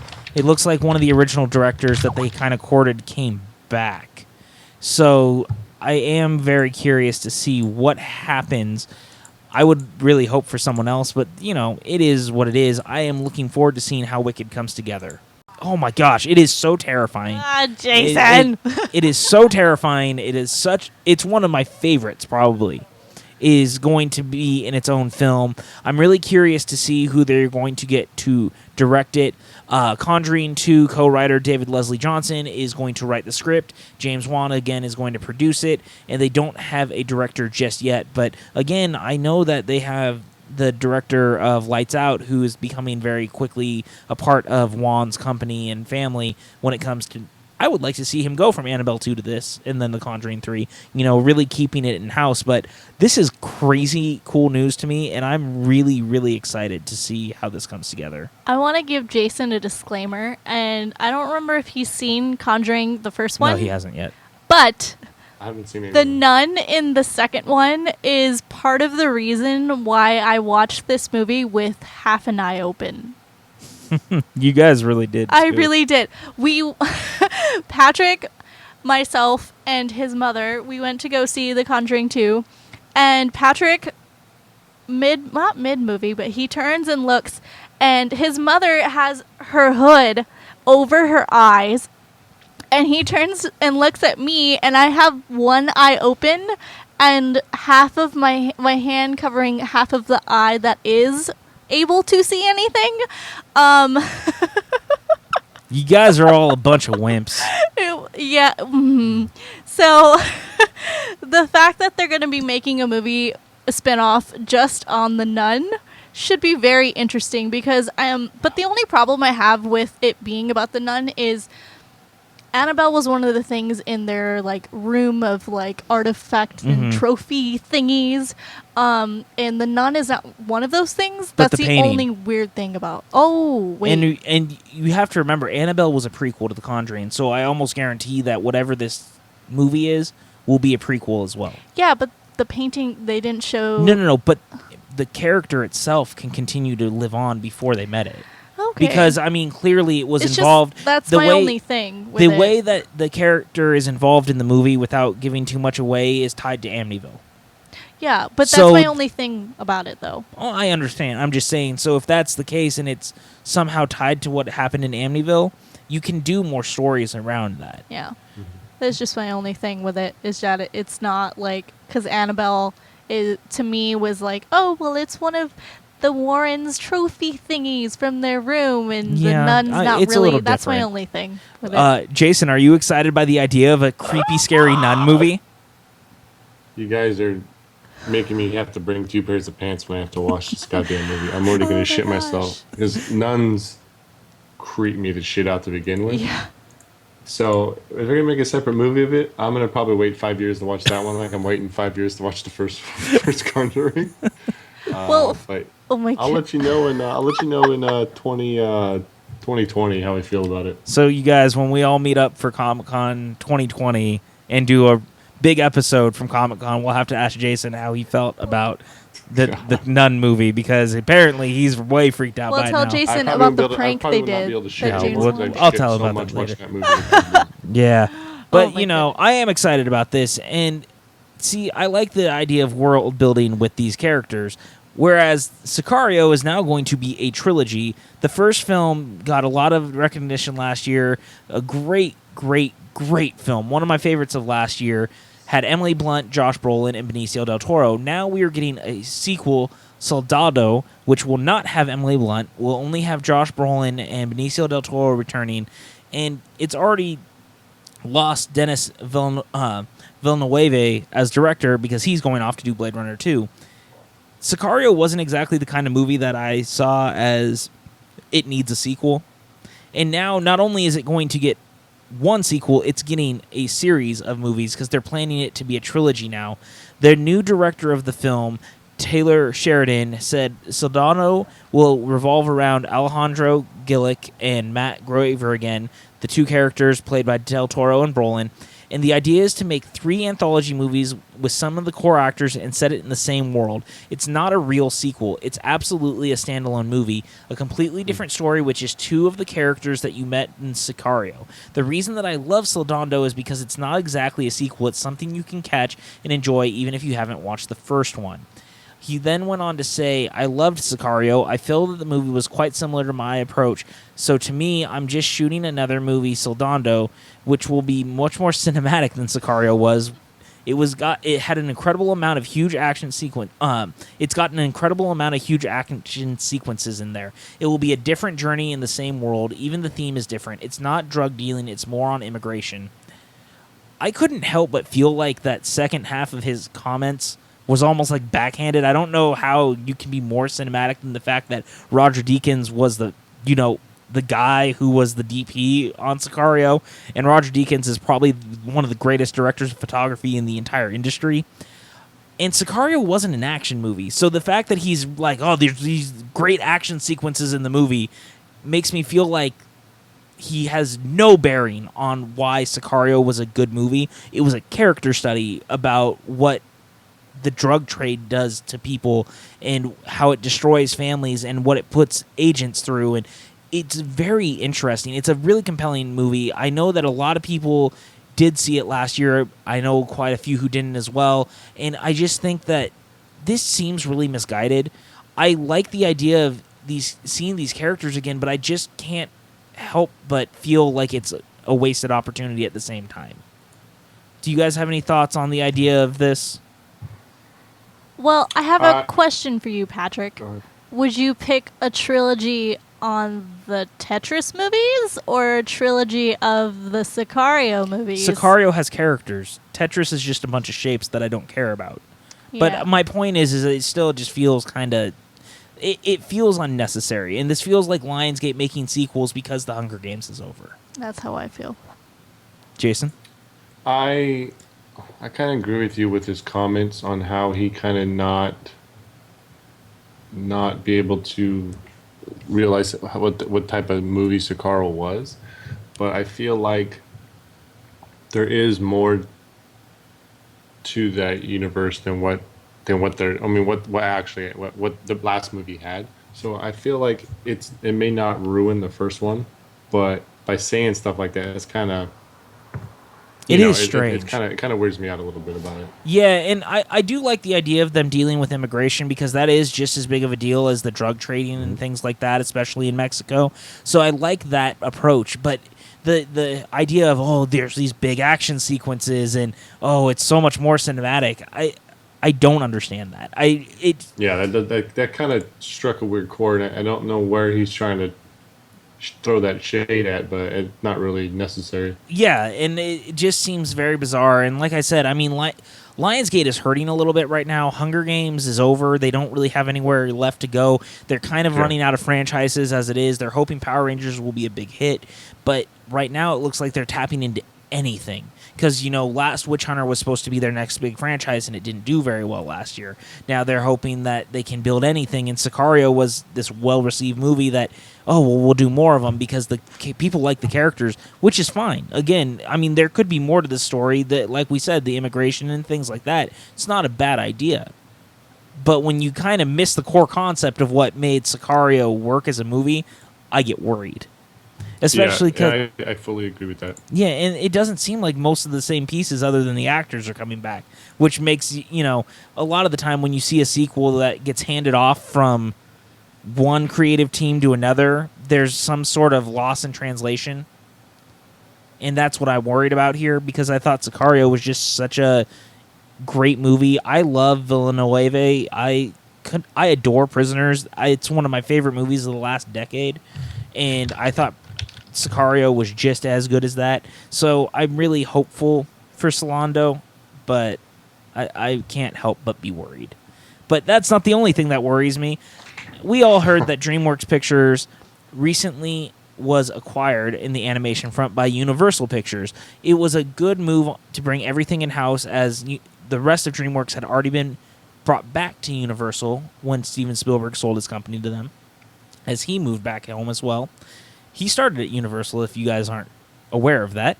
But now it looks like, for some reason, DreamWorks Pictures is deciding to go back to the Shrek franchise. There isn't a lot known at this time other than the guys behind Despicable Me and Minions are somehow involved and are trying to get the series back up, saying that he is creatively trying to help us figure out how to resurrect Shrek. This, to me, seems like a bad idea. I think that Shrek should have been left well enough alone after the fourth one. I feel like we've kind of said what we have to say with the character, and I don't really see where else you can go. But apparently now Universal really wants to resurrect the character. How do you guys feel about the return of Shrek? Is it necessary? Do you want more, or should we leave the swamp behind?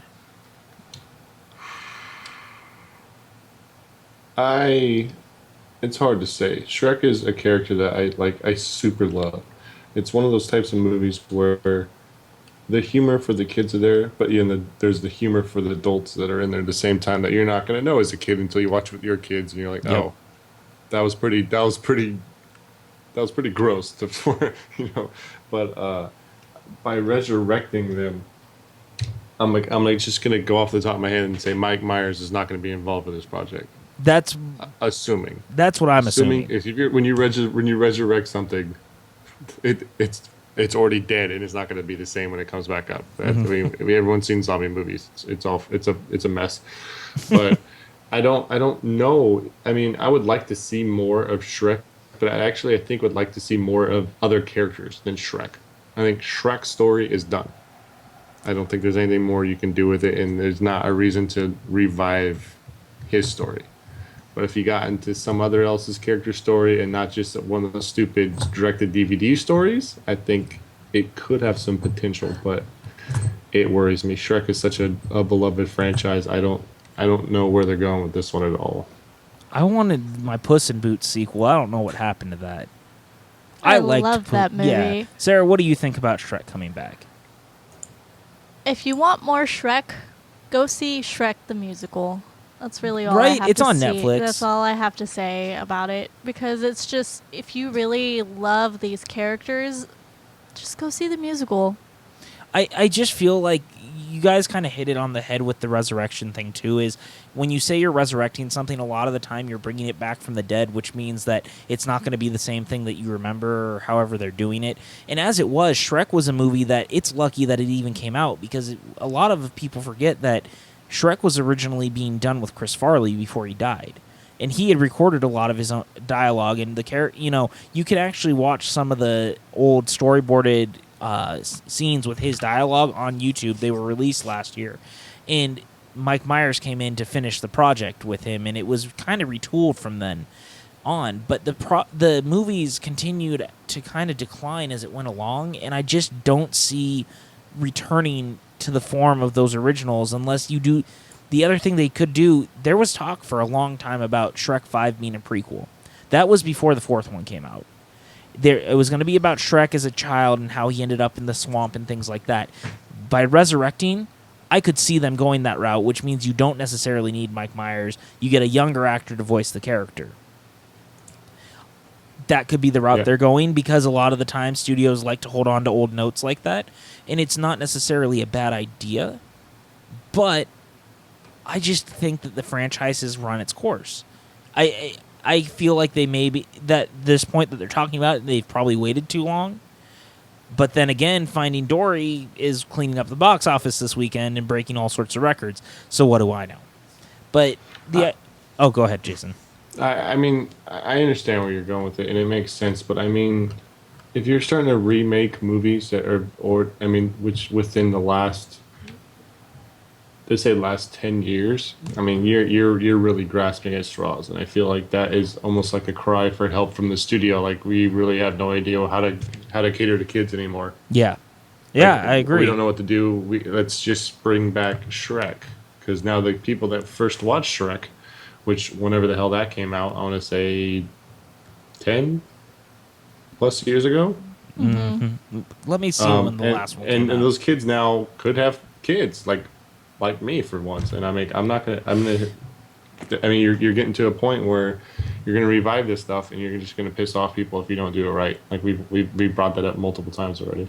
So Yeah. the last Shrek came out in 2010, and just to put, 2001 is when the first one came out. Holy shit! I mean, like, let's just put 15 that in years. perspective. 15 years ago. And it's not...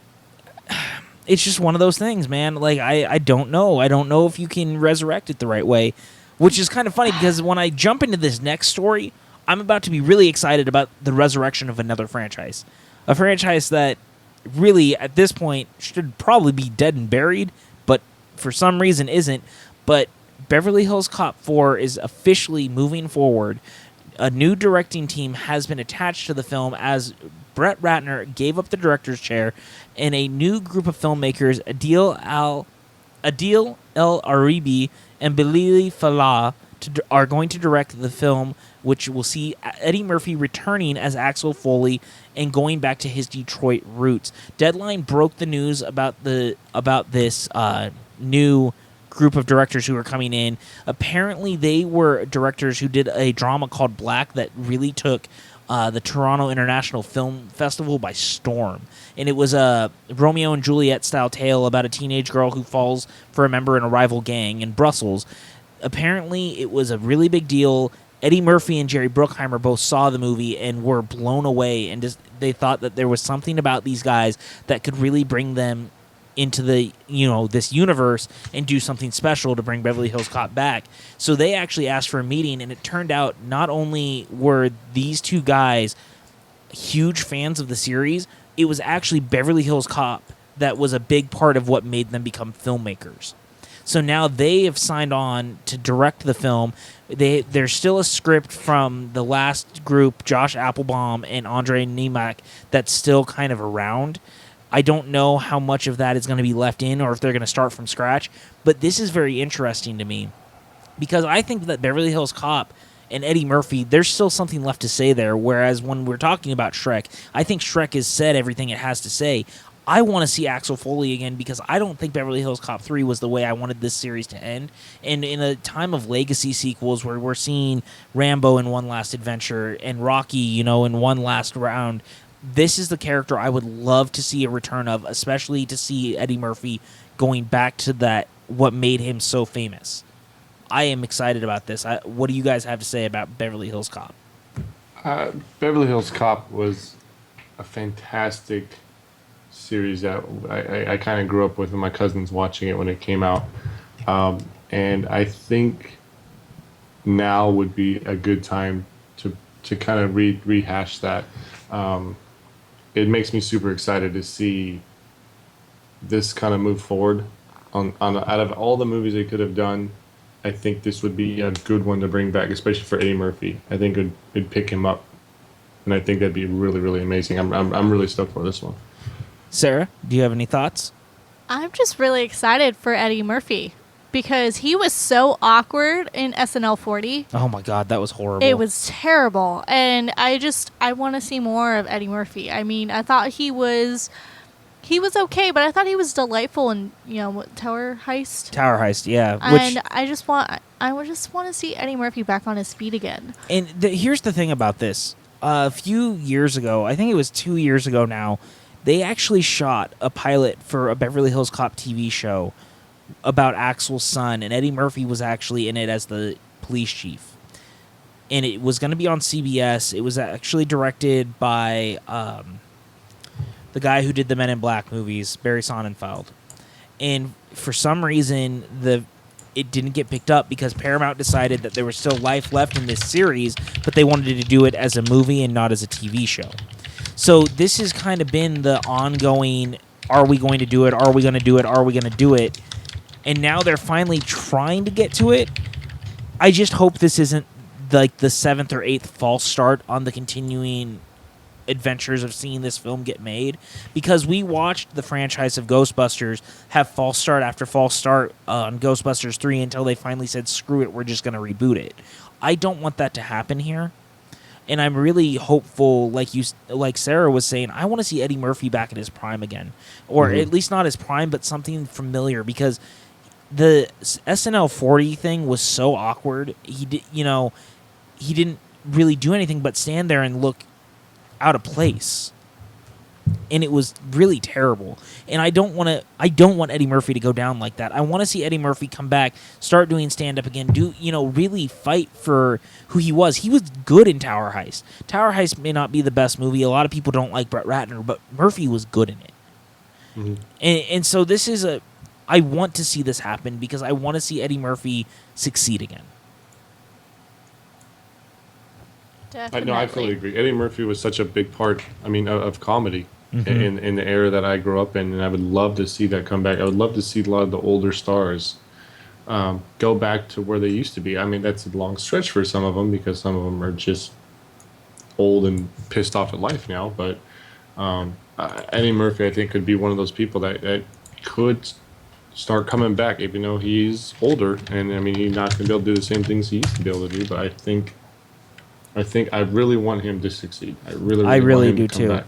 And that's actually what I'm hoping for with Mel Gibson too right now, because he's really trying to get back in the directing game. He's really trying to get back in the acting game. I actually think that a smart move for him would be do something like this and try to get, there is a script that for Lethal Weapon 5 that Shane Black had, or at least a treatment for it. I think that he would be really smart to get back with Shane Black and Danny Glover and go, maybe we should rethink this and do it. Because I think that is the kind of thing that can put him back on the map, just like Beverly Hills Cop 4 could put Eddie Murphy back on the map. So I'm really hopeful for this because we've seen a lot of good come from, all this different with Creed, and we've seen it go well with Rocky Balboa, and we saw it go well with Force Awakens. I want to see more. And it's actually kind of interesting because, as we know, we're getting Indiana Jones 5 as well. And that was a big thing that was just recently in the news because we know that the film is happening. And one thing that Steven Spielberg had to come out and say, because apparently this has been a big deal that's been surrounding it, is Indy will not die in Indiana Jones 5. Spielberg had this to say: I think this is the one straight down the pike for the fans. The one thing I will tell you is that I'm not killing off Harrison at the end of it. It's not a big quote. It's not, but it's a big deal, especially coming off The Force Awakens. Deal. It's a huge deal. Yeah, it's a huge deal, and it really changes a little bit of my mind on this movie. Not in a bad way, but I've been thinking for a while that this was going to be the final Indiana Jones movie. Now I'm not so sure. And I feel like there's some sort of card up their sleeve where they're going to try to finish this as a second trilogy, which means that we're going to have another Indiana Jones movie following this. So which I will be more than okay with. Yeah, so what do you guys think about the idea of Indy surviving this final movie and, the idea of maybe potentially having more?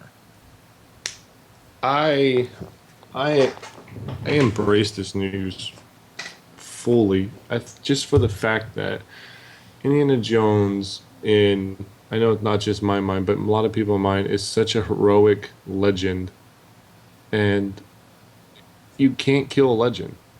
If you kill Harrison Ford or Indiana Jones, or someone in a movie that evolves around, like say James Bond. If James Bond was killed, it's the same type of thing. Then what the hell you go from there? Then you reboot it, and then you're back to square one again. And I think by not killing him is going to allow all stuff we grew up with in all the old movies to become canon. And then if, say, Harrison Ford said, you know what, I can't do this anymore, guys.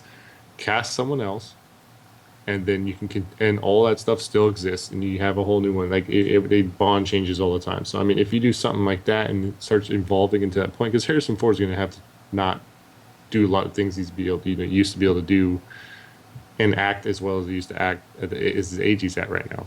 So I feel if they can get that point going, it's gonna be perfect. And by not killing him made me so much happier that that could be a direction they can take this character, because there's so many things they can do with it, and it's just not getting done. Yeah, absolutely. Sarah, what do you think? I absolutely agree with Jason on that point. Like, I know we all do love Han, but Han isn't. It's such a big universe. Spoiler alert, real Sorry. quick, by the way. If you guys haven't seen The Force Awakens, Anyways, I've seen that one though.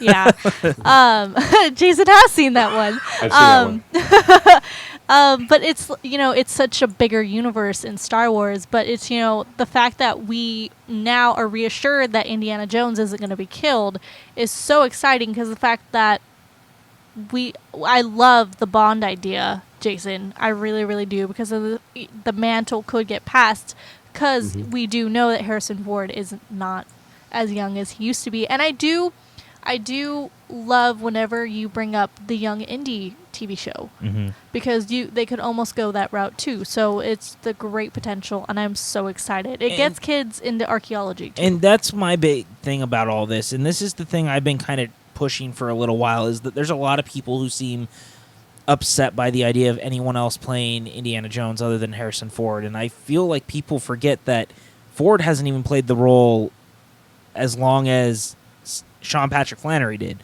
Sean Patrick Flannery played Indiana Jones more times than Harrison Ford ever did. And that's not a knock at Ford at all. But that's the truth. And I think that there's a lot of story left to tell here that can be told here.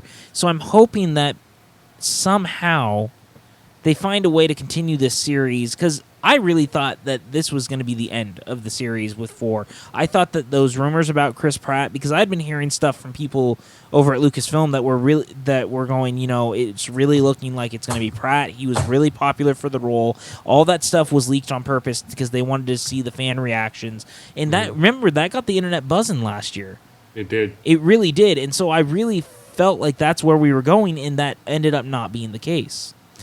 But I'm not complaining. It's a very interesting scenario, because I feel like Ford is coming back with Spielberg one last time, because I think that they felt let down by Crystal Skull as much as a lot of the fans did. And I think that's a big part of it, is that without Lucas, they don't feel like they're going to be hindered and tied down anymore. Which is why they are moving forward the way they are, because you'll notice in all these press releases about it, it's not... Lucas is nowhere involved in any of this. He's, he helped create the character, but he is not. It doesn't seem at any point is he involved. Yeah. And I think that that's by their will, because I think they really felt Lucas pushed them into places they didn't want to go in the last one. I know Ford was really against the idea of the aliens, but he finally kind of gave in because he just wanted to make the movie. Yeah. And eventually, you have to give in to the guy who created it. But I really do hope that this means good things for the franchise's future, because, Ford came back to Han Solo because he felt like he had something left to say and he needed closure with the character. But Indy, as a character, he's always loved way more than he's loved Han. He's been on record for saying that many years. And I think that this is the kind of character he wants to preserve and make sure is done correctly. Yeah, no, I really hope. I mean, obviously, Harrison Ford loves classics. I mean, he loves having. He loves old characters. Obviously, Han Solo he's reprising his role for. Indiana Jones he's reprising his role for. I mean, he knows where he's come from. He's doing Blade Runner too. He knows without these movies, he would be working at the Sizzler as a fucking greeter or something. I mean, he's not. He wouldn't be around if it wasn't for these movies and the roles that he helped build himself. But I feel like if they can get the point where Indiana Jones can make a solid movie and get to a point where he can pass that mantle and pass that torch to whoever. If it's Chris Pratt, cool. Make it Chris Pratt. Make his story keep growing. Because I mean, archaeology is all fantasy anyway. You can just make shit up. I mean, you can literally make an item like, okay, I gotta go find this, and oh look, oh, the trouble on the way, goddamn Russians, blah blah blah, and then all of a sudden you got another movie. I mean, you can literally sit in a room and I can make 50 items in my head right now that they can go find and make 50 more Indiana Jones movies, which will be awesome because it's fucking Indiana Jones. But Absolutely.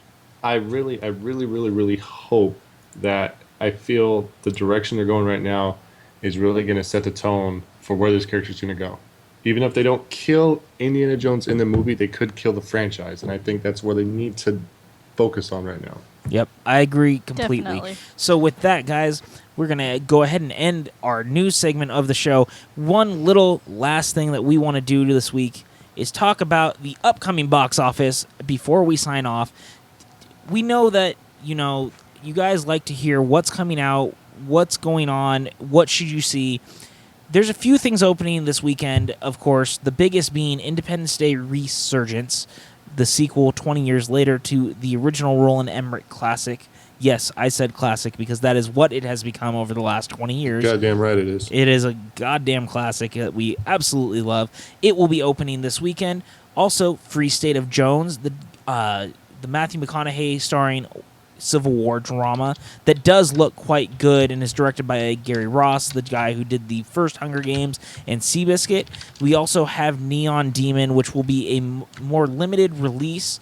It is the next Nicholas Winding Refn film. This one starring Dakota Fanning's sister Elle Fanning and Keanu Reeves. Of course, we can't forget The Shallows, which is the Shark versus Blake Lively film that will be opening in 2,800 theaters across the nation. Another little fun horror movie for the week for those who want to see it. And Swiss Army Men, which is a very limited release and is a film starring Daniel Radcliffe and Paul Dano, where Daniel Radcliffe plays a farting corpse. So, guys, out of the films that are opening this weekend, what one are you the most excited about, and do you recommend for our listeners to go see? And if there's nothing that you are going to recommend from this week, what is out right now that you would recommend? Sure, I'll go. All right, go for it. If this is a dumb question because obviously it's Independence Day, because I want to see shit blow up. I want to see aliens come to wreck our shit again, and the goddamn United States of America comes through and wins the day again. That's what I want to see right before Independence Day, the actual date of July 4th. This movie comes out. It's gonna hype it. I love it. I've been loving that movie ever since I had the VHS with the 3D hologram where you turned it and you saw the White House blow up a million times. I had that VHS. I love that VHS. I love it. All right, Sarah, what would you be recommending this weekend? When it comes to what is already out right now is Now You See Me Too. Okay. And for what we're going to for what's coming out this weekend, I know technically it would be Central Intelligence, which that's this weekend. Yeah. We're talking about this, upcoming weekend. Now You See Me Too, Central Intelligence, and you guys have to really understand. I'm not. She's not gonna. I was trying to get her to recommend Independence Day to you guys. I just know it's not gonna happen. I can't really pick from The Shallows. You're gonna go with the Blake Lively versus Shark movie. The Shallows. That movie Just looks to see your so face. cheesy and kind of ridiculous, but I kind of do want to see Blake Lively versus Shark. I won't lie about that. Look. Let's bring it down, guys. I am a little excited about Independence Day Resurgence because of the fact that they're bringing back the president. I think it's going to be really, really awesome that he's going to be in it again. So, and just the scene in the trailer where you see him, like, basically, is it him coming face to face with the alien? Yeah, or just when inside he's the in room. the smoke, right? It's just, it's so breathtaking. Mm-hmm. And so I do remember the Independence Day movie when I first saw it, but just to understand how important that president was just to this franchise, I'm excited. All right, It's not there it just is. Any president. It's not just any It's president. Bill Pullman. One of the greatest goddamn presidents to ever be on film. Yep. I'm gonna even say that.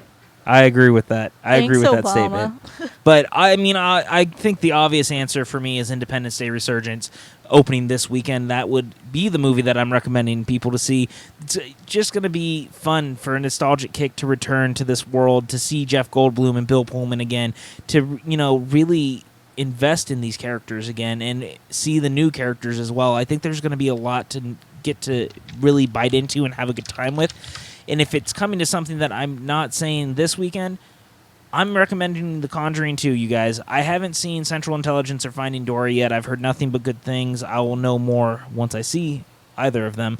But The Conjuring 2 is one of my favorite films of the year. I had a really great time watching it.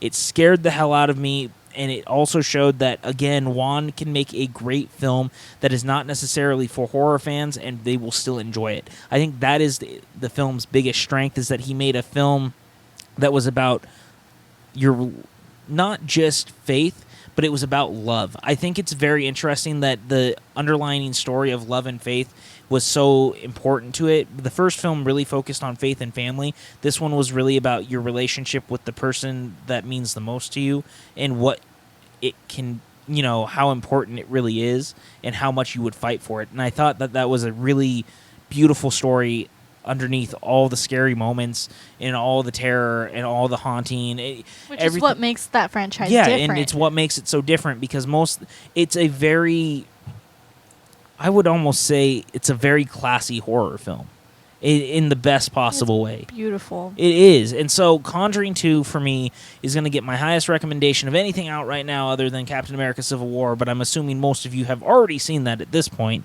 So guys, I cannot recommend The Conjuring 2 enough. I hope you go and check it out. You're really trying to get me to watch that goddamn Conjuring. Oh, dude, I am definitely. This whole Hey, you episode know, has and then been about after is we just can get go see Jason The to Clown. watch a scary movie. I just want Jason to watch all the scary movies with us. Yeah, you can go see Clown with us. One day, man, we're just going to sit down and I'm going to bring like all the Nightmare on Elm Street movies and we're just going to sit down and watch them. Yep, and Halloween. It'll be great. Yeah. We'll see. But we got to get them ready for the new, the reboot? yeah, well, the sequel. Whatever it is that sequel. they end up doing. So with that, guys, we will go ahead and wrap up this episode of Real Film Chatter. Sarah, where can everyone find you online? I am Princess Poet SB, and you can find me under that name on Twitter. Send me some love. All right. And Jason, where can everyone find you? Everyone can find me on Twitter and any gaming console, actually, as Klutz Leo, KLUTZLEO.